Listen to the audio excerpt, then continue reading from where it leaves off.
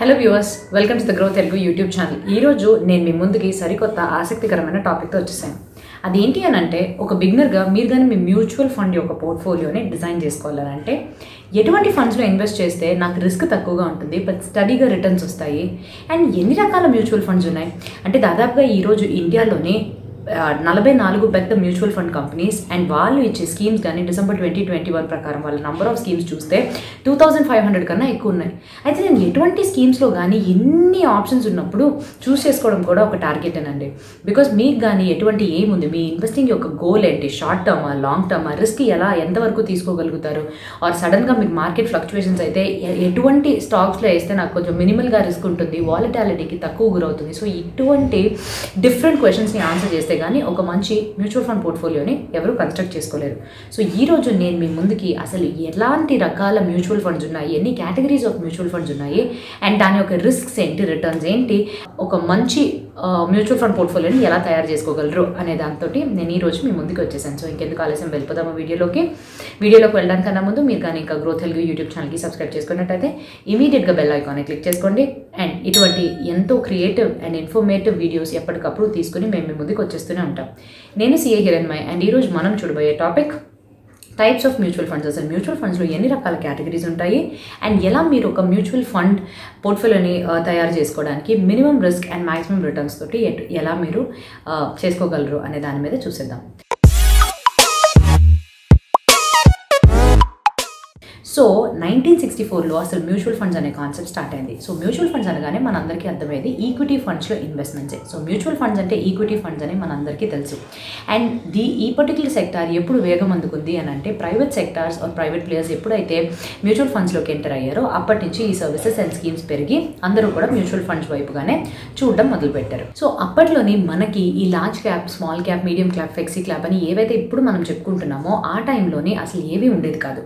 Just diversified equity funds అని ఉండేవి, are multi cap funds అని ఉండేవన్నమాట. సో ఈ పేరులతోటే జనరల్గా మనకి ఫండ్స్ అనేవి ఏంటి అని అంటే డైవర్సిఫైడ్ అని అనేవాళ్ళు, కానీ ఎగ్జాక్ట్ క్లాసిఫికేషన్ ఆర్ ఎగ్జాక్ట్ ఇది కేటగిరీ ఇది అనేది అప్పట్లో మనకి డెఫినేషన్స్ ఆర్ ఒక క్లారిటీ లేదు. సో ఎర్లీ 2000స్లోని అండ్ లేట్ 1990స్లోని ఐకానిక్ ఫండ్స్ అంటే బాగా రిమార్కబుల్గా పర్ఫార్మెన్స్ చేసిన ఫండ్స్ అసలు ఏంటి అని చూసినట్టయితే మొదటిది HDFC equity fund and top 200 fund. ఇవి కాకుండా ICICI Prudential multi cap fund ఉండేది. అండ్ ఇప్పుడు మనం నిప్పాన్ అని అంటున్నదే ఎర్స్ట్వైల్గా దాన్ని Reliance growth and vision fund అని అనేవాళ్ళం. So then Franklin India Prima fund. So ఇవి ఫండ్స్ ఏవైతే 1990s అండ్ 2000స్లో రిమార్కబుల్గా పర్ఫామ్ చేసిన ఐకానిక్ మ్యూచువల్ ఫండ్స్గా మనకు గుర్తుండిపోతాయి. బట్ ప్రెజెంట్గా అని చూసేదానికి ముందు ఏమైంది అని అంటే ఈ మ్యూచువల్ ఫండ్ కేటగిరీలోనే పాస్ట్లోనే నేను ఇప్పుడు చెప్పినట్టుగానే మీకు ఆ క్లాసిఫికేషన్స్ లేకపోవడం వల్ల అన్నీ ఒకటే డైవర్సిఫైడ్ ఈక్విటీ ఫండ్స్గా ఉండేటప్పుడు ఏవో 2-3 పెద్ద మ్యూచువల్ ఫండ్ కంపెనీస్ వాళ్ళు కొన్ని స్కీమ్స్ని ఇస్తూ ఉండేవాళ్ళు. సో ఇన్వెస్టర్స్గా మనం ఇన్వెస్ట్ చేయాలి అని అనుకుంటే అసలు ఎటువంటి కేటగిరీస్ ఉన్నాయని అర్థం కాకుండా ఈ సెలెక్షన్ ఆఫ్ మ్యూచువల్ ఫండ్సే మనకు ఒక పెద్ద నైట్ మేర్లా తయారైంది. సో అక్కడి నుంచి కట్ చేస్తే ఇప్పుడు ప్రెజెంట్ మనం కానీ కొన్ని సంవత్సరాల ముందు అంటే ఇయర్ 2018లోని సెబీ వాళ్ళు మ్యూచువల్ ఫండ్ కేటగిరీస్ని క్లియర్గా డెఫినేషన్స్తో పాటుగా మన ముందుకి తీసుకొచ్చారు. సో ఇలా వాళ్ళు కేటగిరైజ్ చేసిన దాని ప్రకారంగా చూస్తే అసలు ఎన్ని కేటగిరీస్ ఉన్నాయని చూస్తే large cap funds, mid cap funds, small cap funds, flexi cap funds, multi cap funds, ELSS schemes, ETFs and index funds and thematic schemes. So ఇటువంటి వివిధ రకాల స్కీమ్స్ ఏవైతే వాళ్ళు డిఫైన్ చేశారో ఇన్ని కేటగిరీస్ తోటి మన ముందుకు వచ్చారు. అయితే ఇందులోనే మీకోసం పోర్ట్ఫోలియో ఎలా కన్స్ట్రక్ట్ చేయాలి అనేది మన వీడియో. సో ఈ పోర్ట్ఫోలియో కన్స్ట్రక్షన్ కోసం ఇన్ని కేటగిరీస్ ఆఫ్ ఫండ్స్లోని మనకి ఈజీగా అర్థం అవ్వడం కోసం 2 రకాల కేటగిరీస్గా బ్రాడ్గా మనం క్లాసిఫై చేసుకుందాం. ఒకటి ఆల్ సీజన్ ఫండ్స్, ఒకటి సీజనల్ ఫండ్స్. ఇప్పుడు సీజనల్ ఫ్రూట్స్ లాగానే ఒక్కొక్క సీజన్లో ఒక్కొక్క ఫ్రూట్ వచ్చినట్టుగానే సీజనల్ ఫండ్స్ అంటే ఆ పర్టికులర్ మార్కెట్ సిచ్యువేషన్స్ ఆ కండిషన్స్కి తగ్గట్టు ఆ సీజన్లోనే మీకు ఇది బెనిఫిషియల్గా ఉండేది seasonal funds. But all season funds అంటే ఏ సీజన్తో సంబంధం లేకుండా అసలు మార్కెట్ కండిషన్స్తోనే సంబంధం లేకుండా ఎలా ఉన్నా, అండర్ వాల్యూడ్గా ఉన్నా, ఓవర్ వాల్యూడ్గా ఉన్నా, ఇన్ఫ్లేషన్ ఉన్నా, మిగతా ప్రైసెస్ పడిపోయినా, ఎలాంటి సిచ్యువేషన్లో అయినా ఈ ఆల్ సీజన్ ఫండ్స్ అనేవి మీరు కానీ ఇన్వెస్ట్మెంట్స్ చేసుకుంటే మీ రిస్క్ తక్కువగా ఉంచుతూ రిటర్న్స్ కొంచెం స్టడీగానే ఉంటాయి. సో ఈరోజు నేను మీ ముందుకి ఈ వీడియోలో కంప్లీట్గా ఆల్ సీజన్ ఫండ్స్ గురించి చెప్తాను. సో ఈ ఆల్ సీజన్ ఫండ్స్ అంటే నేను ముందుగా చెప్పినట్టుగానే సీజన్డ్ ఫండ్స్ కన్నా వీళ్ళకి వాలిటాలిటీ రేట్ తక్కువ ఉంటుంది. అంటే రిస్క్ ఫ్లక్చువేషన్స్ వేరియేషన్స్ అనేవి ఎక్కువ లేకపోవడంతో రిస్క్ అనేది తక్కువగా ఉంటుంది. అండ్ స్టడీ రిటర్న్స్గా ఒక ఇన్వెస్టర్ ఎవరైతే బిగినర్ ఉన్నారో కళ్ళు మూసుకుని ఇలాంటి ఆల్ సీజన్ ఫండ్స్లోకి వాళ్ళ యొక్క మనీని ఇన్వెస్ట్ చేసుకోవచ్చు.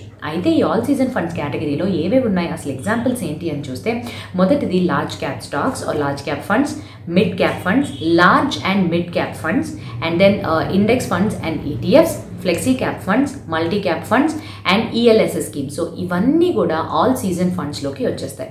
సో సెబీ వాళ్ళు ఈ మార్కెట్ క్యాపిటలైజేషన్ అనే క్రైటీరియాతోటే ప్రతి ఒక్క కంపెనీ ఏవైతే ఎన్ఎస్సి అండ్ బిఎస్సి పైన లిస్ట్ అయి ఉన్నాయో వాటిని ఏదో లార్జ్ క్యాప్ స్టాక్స్లోకో, మిడ్ క్యాప్ స్టాక్స్లోకో, స్మాల్ క్యాప్ స్టాక్స్లోకో వాళ్ళు క్లాసిఫై చేయడం జరుగుతుంది.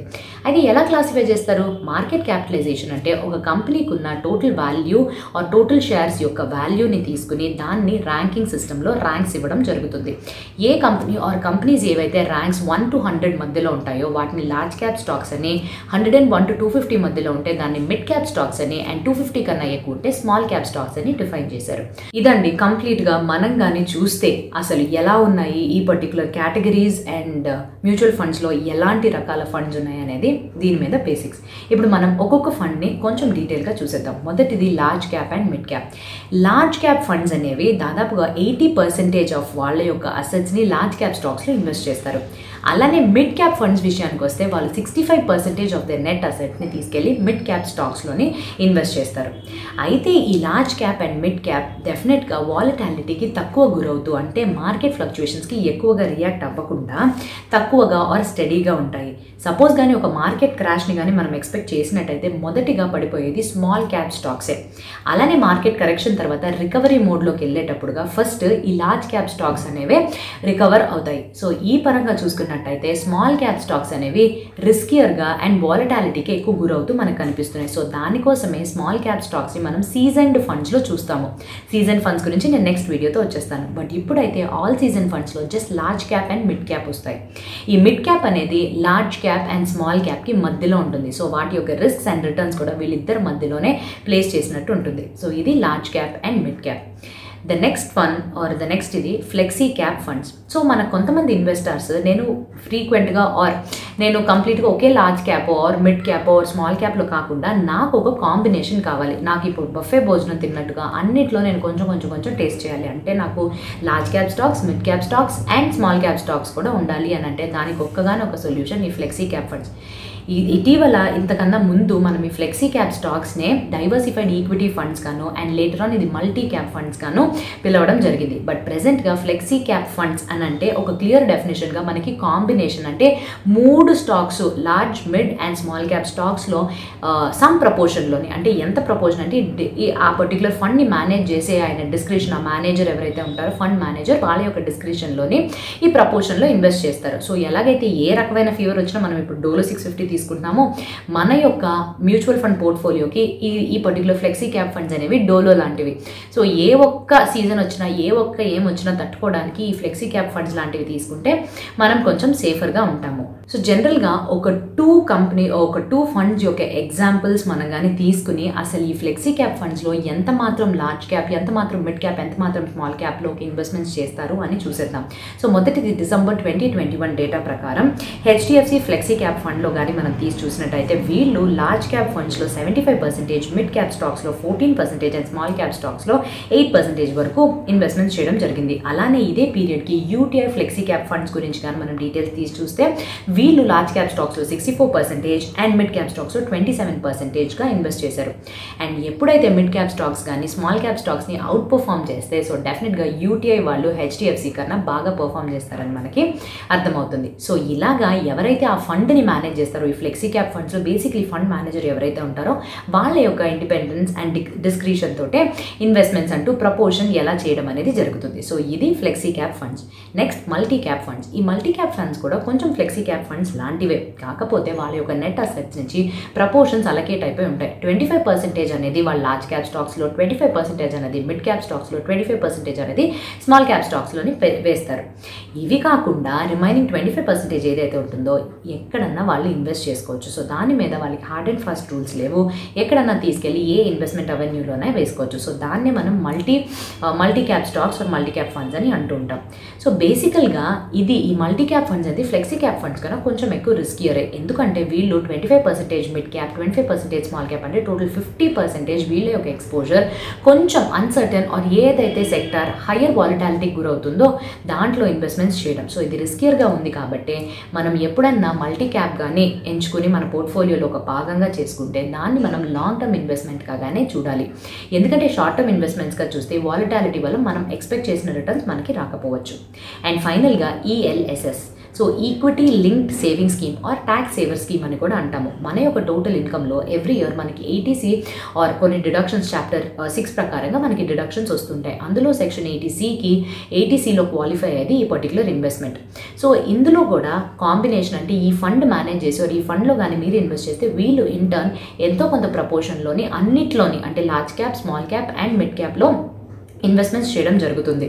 బట్ ఏంటి అని అంటే మనకి దీనివల్ల వచ్చే బెనిఫిట్, మనం ఇన్కమ్ ట్యాక్స్లోని ఒక డిడక్షన్ కింద మన టోటల్ ఇన్కమ్ని తగ్గించుకుంటూ లెసర్ ట్యాక్స్ కట్టే అవకాశం ఉంటుంది ఈ పర్టికులర్ ఇన్వెస్ట్మెంట్ని చూస్ చేసుకుంటే. సో మనం కానీ UTI long term equity fund యొక్క ఫ్యాక్ట్ షీట్ అంటే 31 డిసెంబర్ 2021కి తీసుకుని వీళ్ళు ఎలా ఇన్వెస్ట్ చేశారు అంటే ఈ కేటగిరీ ELSS కేటగిరీలోని ఎంత proportion large, mid and small స్టాక్స్లో ఇన్వెస్ట్ చేశారని మనం చూసినట్టయితే 60% large cap stocks, mid cap స్టాక్స్లో 23% అండ్ స్మాల్ క్యాప్ స్టాక్స్లోని 17%గా వీళ్ళు ఇన్వెస్ట్మెంట్స్ చేయడం జరిగింది.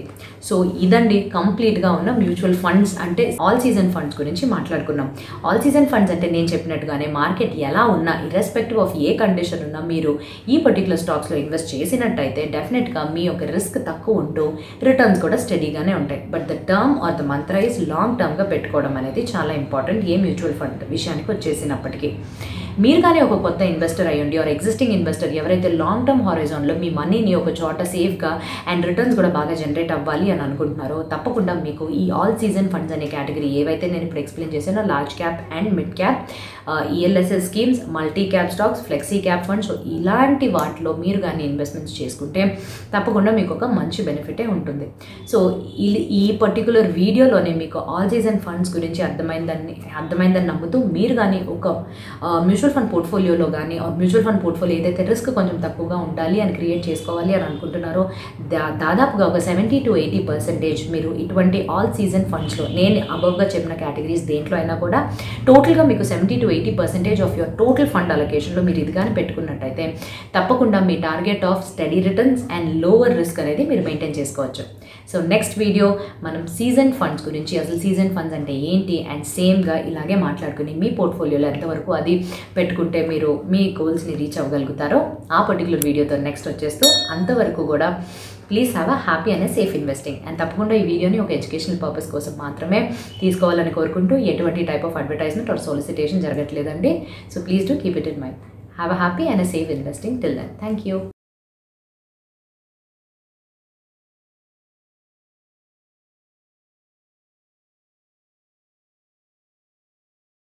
Investment in securities market are subject to market risks. Read all the related documents carefully before investing. Please read the risk disclosure documents carefully before investing in equity shares, derivatives, mutual fund, and or other instruments traded on the stock exchanges.